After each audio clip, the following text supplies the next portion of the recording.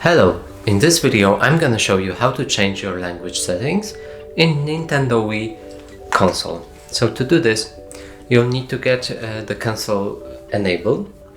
Then you'll need to point your cursor like this in the top left corner of your screen and press A.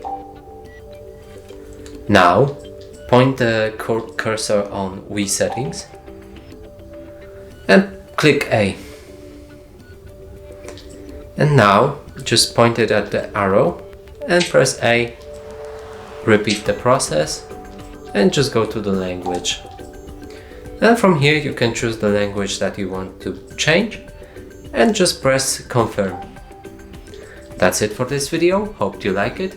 Please consider subscribing to our channel, leave a like and a comment below.